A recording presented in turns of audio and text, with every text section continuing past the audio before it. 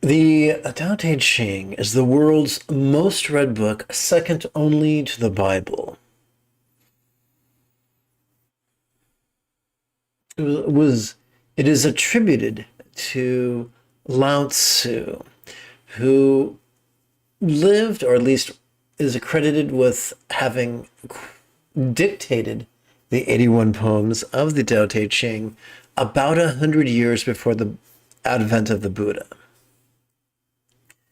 The Tao Te Ching is remarkably accessible. My favorite translation is known as the Divine Feminine Tao Te Ching. It was translated by Rosemary Anderson, PhD. She has a magnificent mind. But the Tao Te Ching is remarkably concise. It only contains 81 poems. You could chant 6 poems every morning. You could chant 6 poems every evening. Which means every 2 years you will have read the entirety of the Tao Te Ching 104 times. Every 20 years, 1,040 times. And I don't care how thick and slow you think you may be, you recite the Tao Te Ching 1,000 times over the span of 20 years, and you are going to notice patterns. And one of the first things that's really going to stick out to you is that there are a lot of misconceptions in the West.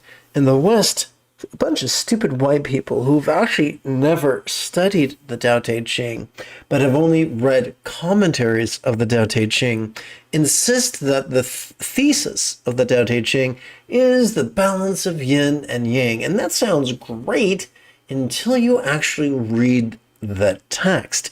Again and again, the author says to always choose yin, never yang. And I'd like to elaborate on that, if I may. Let's explore the Darth Sidious path of yang. This is especially true when after watching, or this will especially be poignant assuming you've already watched The Empire Strikes Back. Oh, I apologize.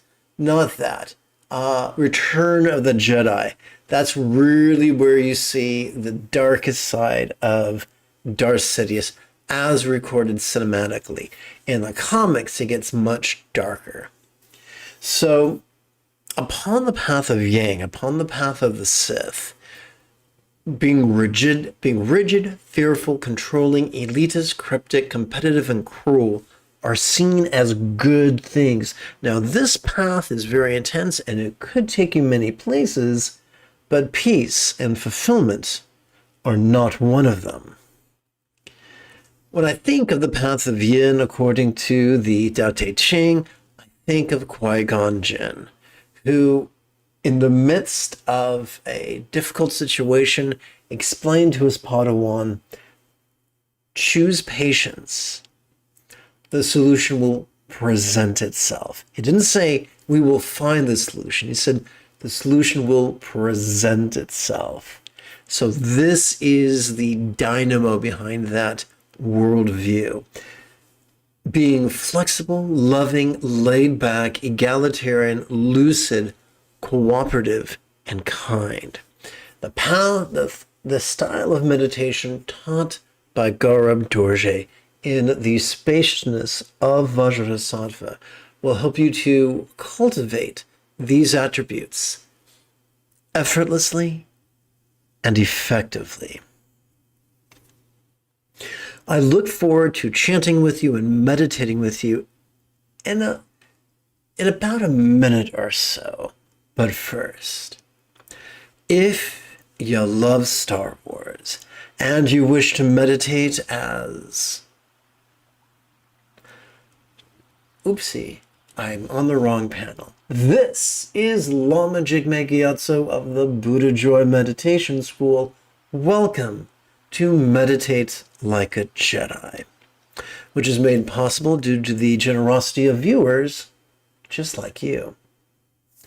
If you love Star Wars and you wish to meditate as transformatively as Obi-Wan Kenobi upon the toasty sands of Tatooine under the guidance of the non-corporeal Qui-Gon Jinn.